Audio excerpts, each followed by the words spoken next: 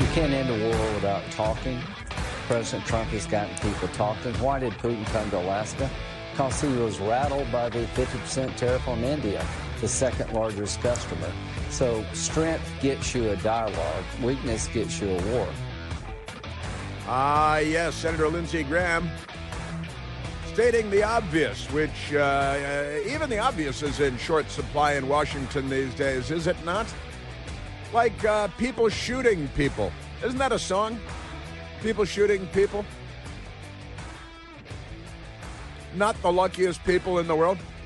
And they're very upset that there are National Guard members in Washington, D.C., including the mayor of Washington, D.C., Bow Wow Wowzer. She very upset. You can't. And you got the Washington Post saying, oh, look, the National Guard, they're not where the crime is. That's because they're not here to arrest people and they're not here to fight crime. But they are freeing up the police from the tidal basin and the malls so that the U.S. Park Police can get out and fight crime, federal law enforcement officers. Democrats are assaulting the police, naturally, as you might expect. And amazing. Very upset about the National Guard. I have access to the Internet. I think most of these people don't have access to the Internet. On August 11th of 2025, Trump will deploy 800 National Guard troops to Washington and take direct control of the capital city police. How dare they? Then I went and I looked up Joe Biden. More than 25,000 Guard members were stationed across D.C. ahead of and during President Joe Biden's inauguration to reinforce security. Never mind the 3 days of riots at the White House that forced the evacuation of the president, that torched the church of the presidents. Never mind all of that. But the Democrats and Joe Biden, they had 25,000 National Guardsmen, and some of them might have been women, I'm sure very nice people, stationed in Washington, D.C. for what, about 4 months. 4 months. More than 25,000 Guard members were stationed across D.C. And that was fine because, you know why, Michael? January 6th, it was the only riot ever because it was the only riot that Democrats didn't start.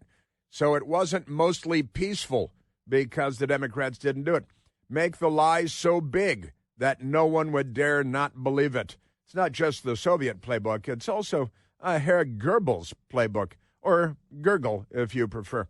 So remarkable things going on in Washington, D.C., and I've got crime stats for you, too, because turns out when you start enforcing the law, crimes drop immediately, and that's a good thing. The number of crimes being committed, from carjackings to homicides, and who do you think those are mostly affecting?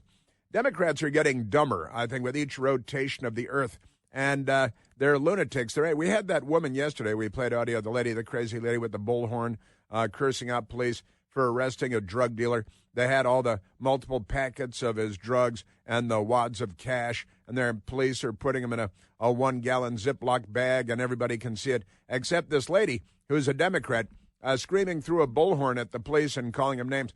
And it turns out that this lady, the Democrat with the bullhorn, who's attacking the police for arresting drug dealers and saving lives, the lady ran for D.C. City Council last year because, they're all mental. A lot of mental people. And we have the President of the United States yesterday. This gathering at the White House was unlike anything the world has ever seen. I don't even think that's overstatement. It sounds like hyperbolic, rhetorical overstatement, but I don't believe it to be overstatement. The President of the United States with Volodymyr Zelensky at the White House. And Volodymyr Zelensky, he wore a suit, a man's suit, a grown-up suit. It was a black suit. And then he wore a black shirt underneath, but it wasn't a T-shirt. It was a man's shirt with a collar and cuffs. So it was black. Now, he looked like he was a Manhattan nightclub manager. I'll give him that. But, looked kind of tough, looked tough. He's all in black. But he had a suit with a jacket and pants, and I didn't see his shoes, probably shiny black shoes, and a black shirt. And he might have had a black T-shirt on under it. But normally, and... Michael, I didn't ask you for this, but when Zelensky started speaking yesterday, and I was sitting there with my best girl, and we were hanging out, we were having some lunch, and I was getting ready to go down to Newsmax TV. for my television show there. But we were hanging out, we're watching, and there's Zelensky, and Zelensky arrives at the White House, and President Trump greets him at the West Wing and brought him inside. And after a few minutes, we had cameras in there, and Zelensky started speaking. And when Zelensky started speaking, 3 times within the first minute, he said, "Thank you." You may recall that the last time Zelensky was at the White House with Trump, it didn't go very well. And afterward, it was like, the guy could have said thank you. That would have been nice, given everything the United States has done for him. And he was acting like an idiot last time around. He really was. Zelensky, just not smart, didn't play anything very well at all. And yesterday, and then the word came out in the headlines, well, he didn't say thank you. He wasn't very thankful. He didn't have to. Isn't that amazing? And yesterday, Zelensky showed up, and I counted. And before Zelensky started speaking, I said to my best girl, I said, watch him. I'm not kidding. I'm not a psychic, but I said to my best girl, I said, watch him say thank you 3 times before Trump even starts talking. And Zelensky started talking, and sure enough, he said thank you 3 times inside of a minute for sure. In his opening statements, and 3 different times he said the words thank you in that sequence 3 times in the first minute, because he didn't want the meeting to go this time the same way that it went last time. And then you have every leader of the free world practically, certainly Western European leaders of the free world, had everybody there. The Brit, the French, the Italian, even had the Finnish guy who's brand new member of NATO, and all kinds of things going on, because President Trump is a peacemonger. He's a peacemonger. And what did Joe Biden do all this time? Joe Biden funded the war machine. And I assume that his family was making money off of it, because how else could that work? That's the only way it could possibly work. Isn't that amazing? So we got that going for us. And then we've got all kinds of nutty stuff. I've got crime stats for you for Washington, D.C. as well, and these are pretty extraordinary. These are 2 big stories today. War and peace in Europe. President Trump got the whole thing by the tail, and all the Euros here, and they're all thanking President Trump and expressing their admiration for him and thanking him for making NATO stronger. I could play a 2-hour montage of the media attacking President Trump, saying he's destroying NATO and making NATO weaker. The Secretary General of NATO yesterday, and others, talking about how important President Trump has been in making NATO stronger and strengthening NATO. And that's what I said all along that he was doing, having them pay their fair share. We've all got to pay our fair share. That's so we can pay the Europeans to slurp Chardonnay and throw bonbons back to their uvulas every day as they rest on the laurels that we paid for, that Midwesterners pay for by working 14-hour days. Isn't it amazing? So we've got that going on, and honestly, the numbers of crime and carjacking and murders in Washington, D.C. plummeting entirely because of President Trump. Joe Biden did nothing, I tell you, to fight crime. Murder is good with Democrats. Never mind the crime stats, never mind all of that, because, what is it? Oh, yeah, they're not on our side. Not on our side at all. So we've got, those are the big stories, and we've got other stories, too. I never quite got to it. I started talking about it yesterday in the New York Post. A great story on the weather, and how the weather people now tell you it's 84 degrees, but it feels like 104, right? And you can't trust your thermometer anymore. Well, a fun story in the New York Post about that. It sounds like they had been listening to my radio broadcast, because they said, hey, this is getting a little bit different, isn't it? Getting a little bit ridiculous as well. Amazing stuff. So I want to share that with you today. President Trump busy on Truth Social, having to do with Vlad the Impaler Putin. President Trump, after meeting with the Euros, and all the Euros were in the Oval Office, and everybody's sitting around, and it really was all genuine smiles, no forced smiles. It was all relaxed, and everybody was happy to be there, and they're talking peace. And Joe Biden was not up to the task of being president of the United States, much less leader of the free world.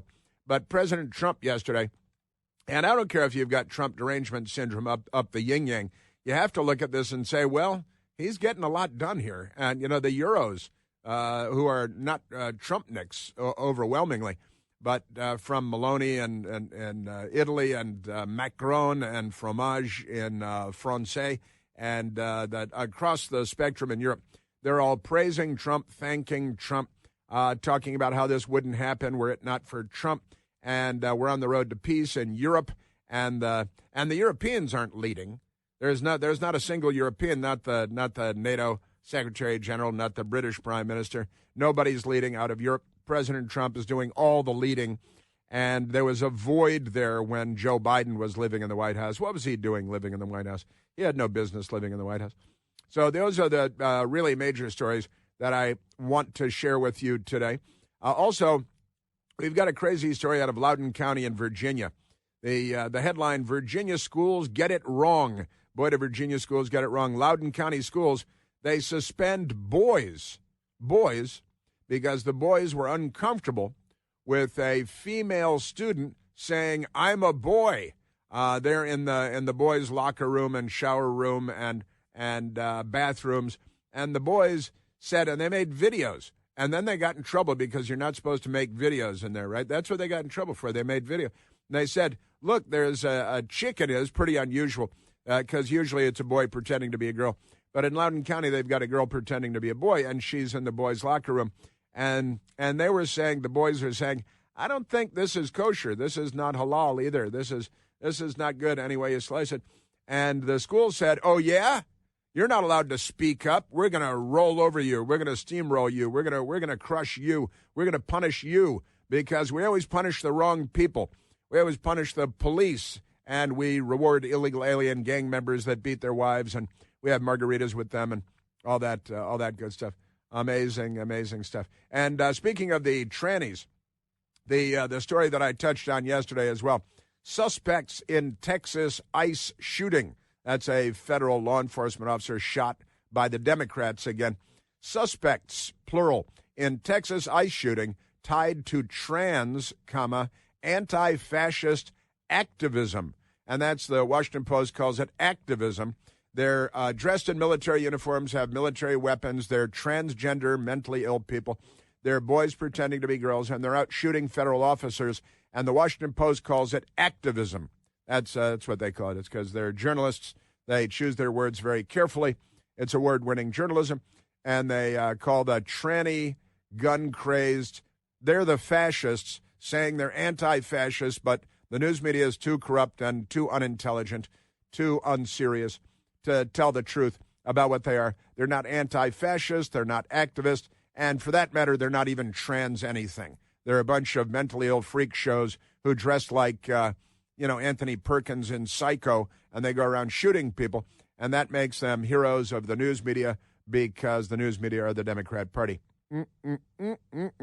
Also, the dim-witted Democrats, speaking of trannies, the Democrats in Texas that walked out to make sure there could not be a quorum so the state legislature couldn't do business, so they couldn't redistrict the state of Texas, while the Democrats have been doing that in state after state after state for years. And I shared with you yesterday that in 2017, January of 2017, the Democrats tapped Eric H. Holder Jr. to become the head of their nationwide redistricting scheme, their plot, their conspiracy to redistrict state after state so they could steal seats in the House of Representatives. And if the news media, if they behaved as a Western-style news media, they'd be making everybody aware of this on the front page, saying, hey, wait a minute, the Democrats really don't have a leg to stand on here. They've been doing this for years and years, but the news media doesn't report that because they're the filthies as they're commonly known. The news media people, they lie about everything.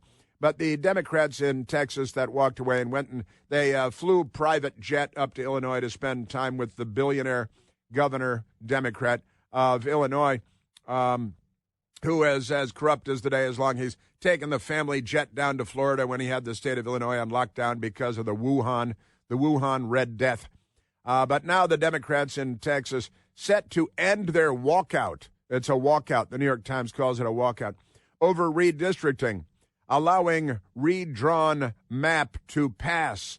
The New York Times is very angry. They might have to self-immolate in Times Square. I'm telling you, It's all Democrats. Everywhere you look, the mental illness everywhere, and it's everywhere. And it's all Democrats, 100% Democrats. They are not well. They're unwell. They're violent. They have sexual issues, gender issues, and they have temperature issues. You know, real field temps are a real joke. The New York Post headline, isn't that great? Don't trust the heat index. I want to share that with you since I was talking about it here first and mocking it. The mockery is beginning to spread because remember science. Remember science. I remember science. Most Democrats don't. They don't know how many genders there are. They don't know what a thermometer does. These are not serious people. They should not be taken seriously. And we remain at 888-630-9625.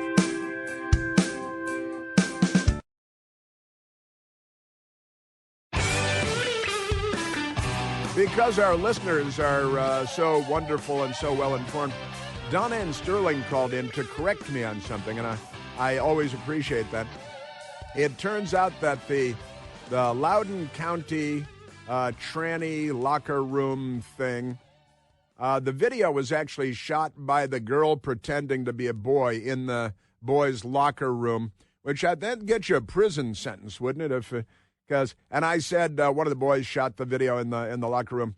It was the boys' locker room. I was wrong. It was the girl pretending to be a boy, which the news media refers to as a boy. Like we had, the Democrat Party, they love to call trannies by whatever the tranny says they are today because of the mental illness that is so pervasive among Democrats. And boy, is it pervasive. Just amazing. And the Democrats very angry, including the mayor of Washington, D.C. Oh, no, the National Guard. Anybody remember Joe Biden deploying 25,000 National Guard to Washington, D.C.? Not because of the 3-day siege of the White House. Never mind that. That's not important. But aren't they amazing? Yes, they are. Our Democrat Party. They're mental. And they're the ones committing all the crimes, just by the way. We... So many wild stories, and I have audio for you of people on the streets of Washington, D.C. who, and there's a guy, he's being interviewed by what channel, Michael? ABC. Channel 7, and it was not ABC Network, it was local, right? And they interviewed a guy who's a black guy, and he's on the sidewalk, he's being interviewed, and he's got a hoodie on because it was only 90 degrees out. So he's got a hoodie, and he turned his back to the camera. And you'll never believe what he said. And then on the local news last night, Channel 4, in the highest murder rate area in Washington, D.C., there are people who are now angry. They're upset. They feel they're being discriminated against because they don't have Humvees in their neighborhood.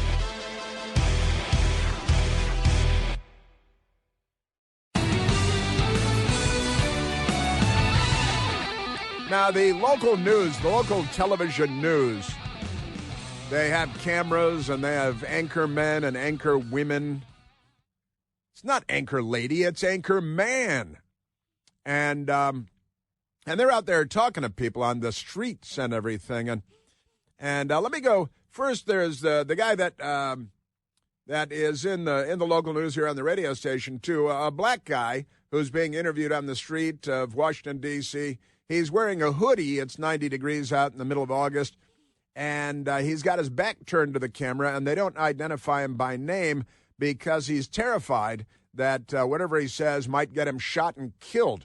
But if you look at Peter Baker in the New York Times, he'll tell you there's no crime problem in Washington, D.C. It's just like any place else. Now, here's the unidentified guy. I'm going to guess that he's a Democrat and not a conservative, not a Republican voter, not a Trump supporter. In fact, he kind of reveals that when he's talking about crime and now the president and the federal government cracking down on crime in our nation's capital. This is what Donald Trump is talking about. I may not agree with the things he's doing, but when we really sit here and think about the community, who's helping? I may not agree with the things that he's doing, but when it comes to the community, there's that word community again. Who's helping? Who's helping? Obviously, what he's implying is that Donald Trump is the one who's helping, right?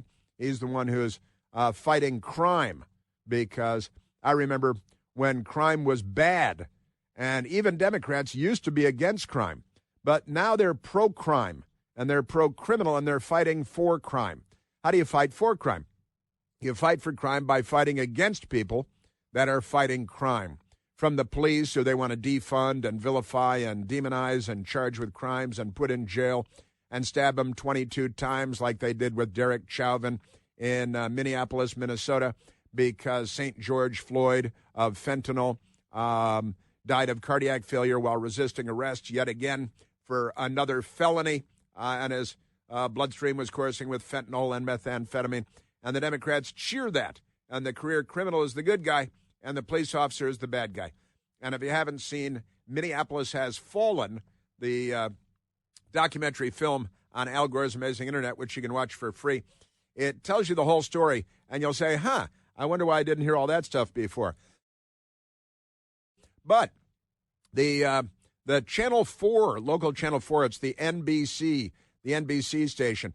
And I was texting with my friend Marty, and Marty said, hey, you got to check out Channel 4 News. Last night at 11, they had some good stuff because in Ward 8, which is Anacostia, south and east of the Anacostia River, a lot of crime over there historically and typically.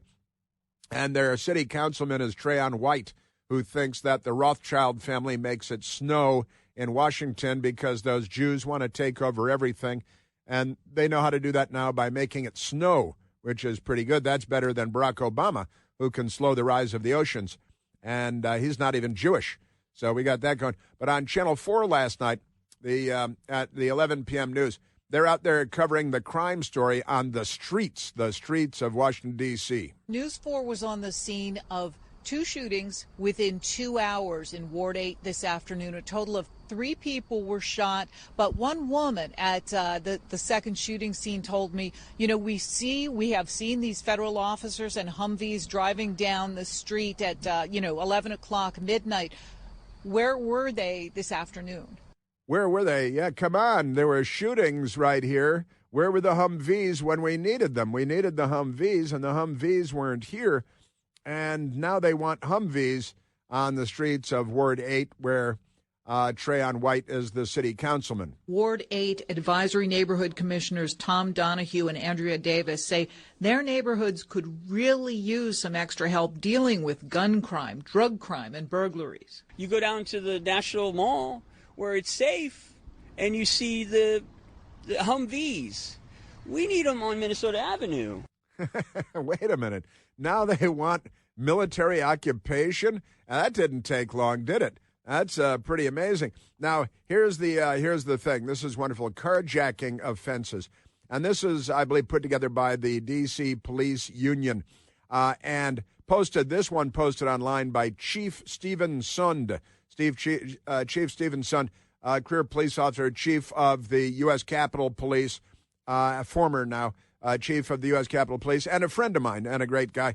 And, we eat food and drink beer and talk about things. And Steve Sund has a Twitter account, and he tweeted, let this sink in. Washington, D.C. had 497 carjackings in 2024.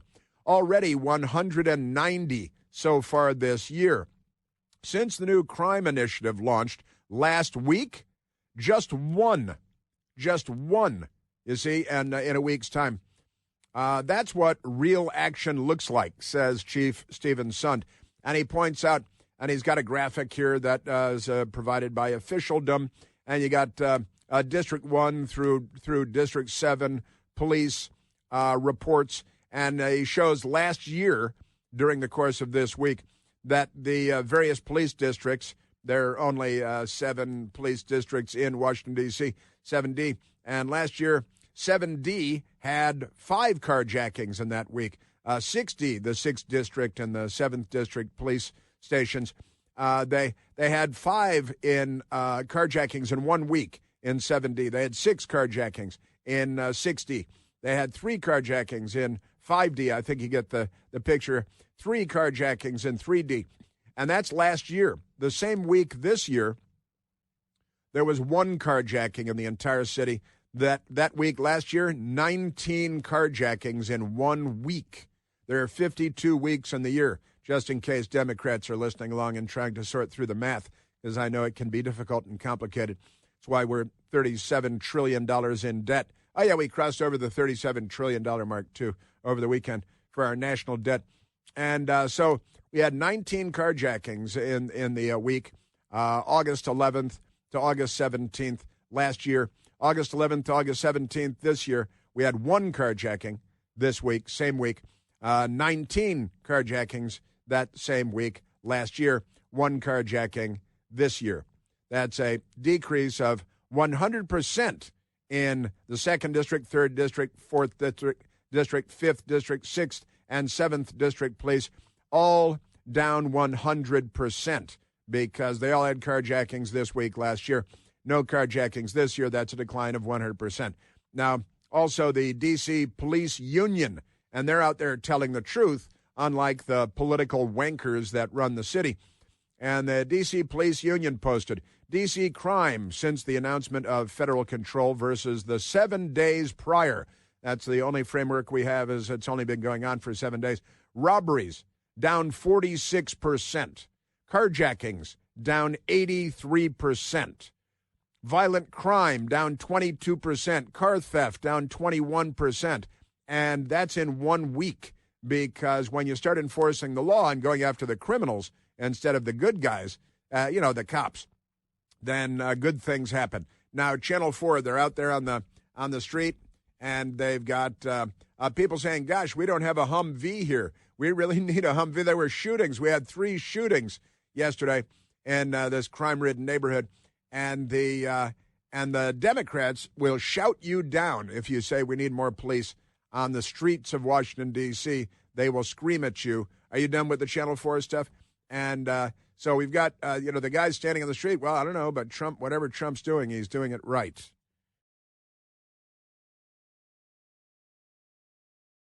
Let's go to the mayor of our nation's capital, Muriel Bowser. Bow wow wowzer.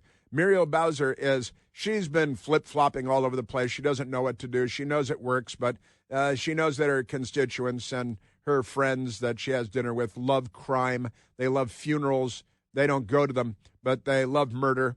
And so Muriel Bowser, my mayor, the mayor of my city where I live and where I work. The focus should be on violent crime, and that's what has been promoted, that we're focusing on violent criminals and violent offenders and violence. And nobody is against focusing on driving down any level of violence.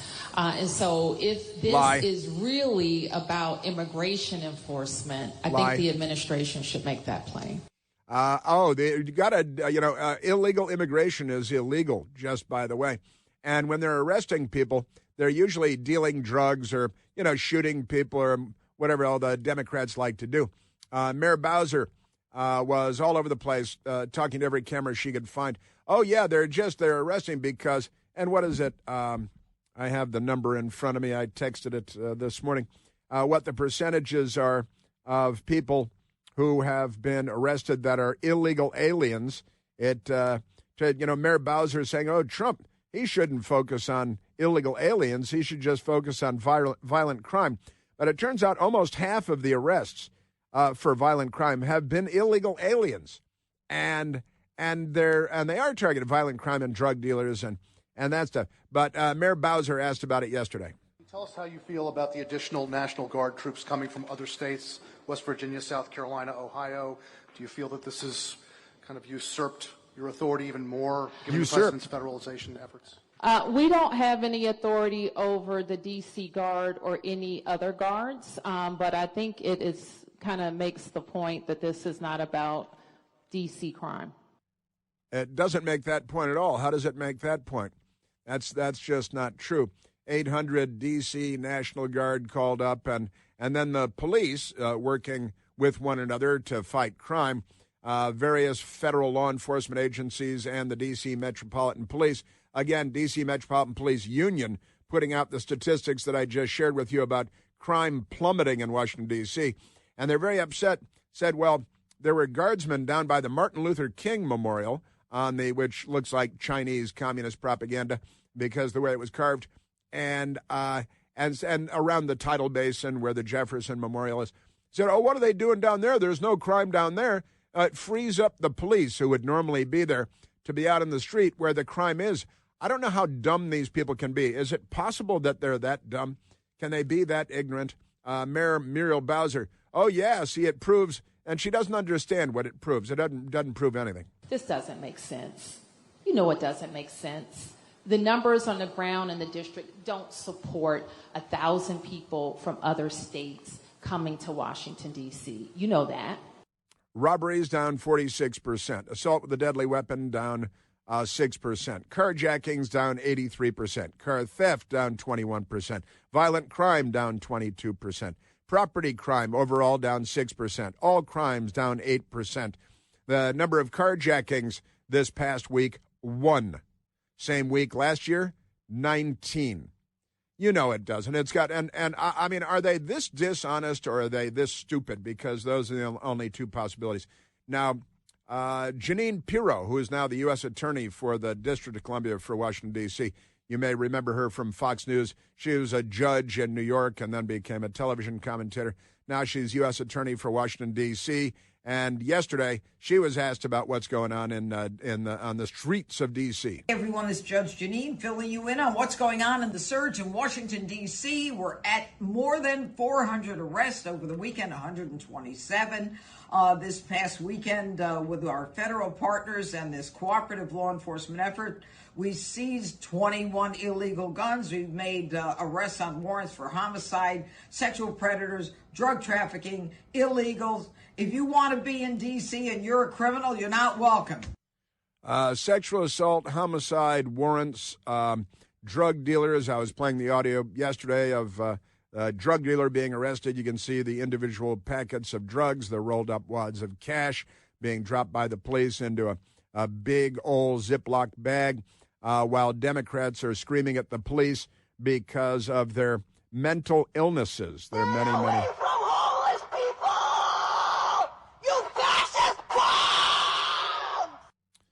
She was a candidate for the D.C. City Council last year.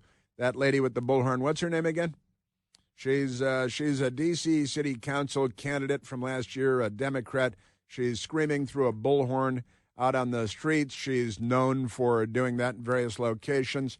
She has a lot of issues, and she loves crime. She thinks more crime would make things much better. Isn't that amazing?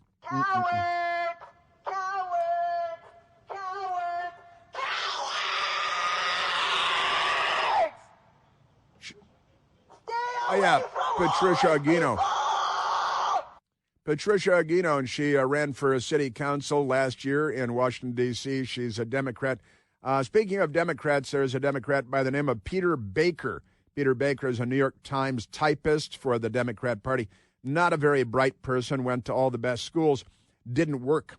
And he's got a Twitter account, and he wrote on his Twitter account, he posted a map of where law enforcement are patrolling, Border Patrol and DEA and DHS and ICE and National Guard and Secret Service, the Uniform Division of Secret Service, U.S. Marshals, and multiple agencies. And there's a map that had been put together, not by him, but by someone else, of where the law enforcement is. And Peter Baker writes, the Washington Post tracked where Trump's forces are patrolling in Washington. Spoiler alert, they're not where the crime is. You mean the crime isn't where they are? Maybe you got that backward, I'm thinking. Tracking troops in the district, the graphic that Peter Baker posted here. And it's great. Molly Hemingway posted immediately. Days ago, you told us there was no crime problem. Hey, wait a minute. There's no crime problem in Washington, D.C. Why is Peter Baker on Twitter telling about where the crime is and where the crime isn't? Look, Peter, I know you're a New York Times hack and facts aren't really your thing. But here's the D.C. government's own crime heat map. Cross-reference that with the map you posted. You don't know jack about D.C. crime. Our news media is the most corrupt institution in America. Just great. And Chad Gill Martin says, try to keep up here, Peter. First, you downplay the crime in D.C., then you publish some sort of incomplete map that doesn't include all of the over 300 arrests made so far in D.C., Finally, you complain the crime isn't being addressed. Honestly, that's the New York Times. They're not in the news business. They're not in the journalism business. They don't follow the news. They don't understand the news that they are pretending to follow when they do pretend to follow the news. The New York Times. These are difficult times for people that possess a modicum of common sense. You go down to the National Mall where it's safe and you see the Humvees. We need them on Minnesota Avenue.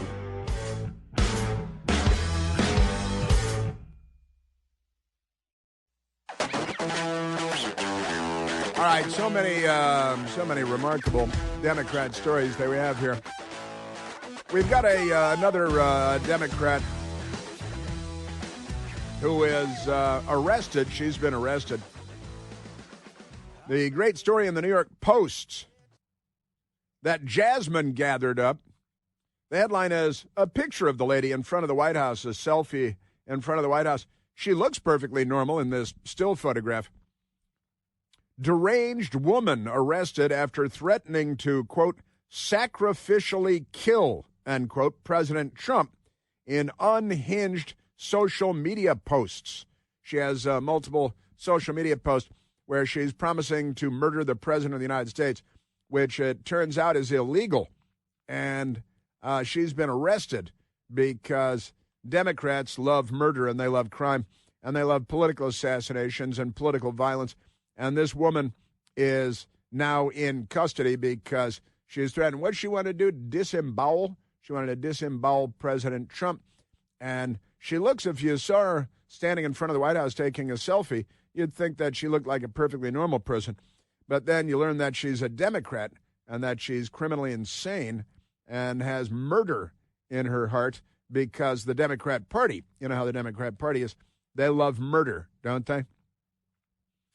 So I want to give you the details on that because she is, she might be related to you or something. She looks like a pretty typical Democrat, and the Democrats are mentally ill and murderous and bloodthirsty, and they've got a lot of gender issues. And in Texas, they're combining those things because they're transgender, gender issue army shooting federal law enforcement, then being raided by the FBI.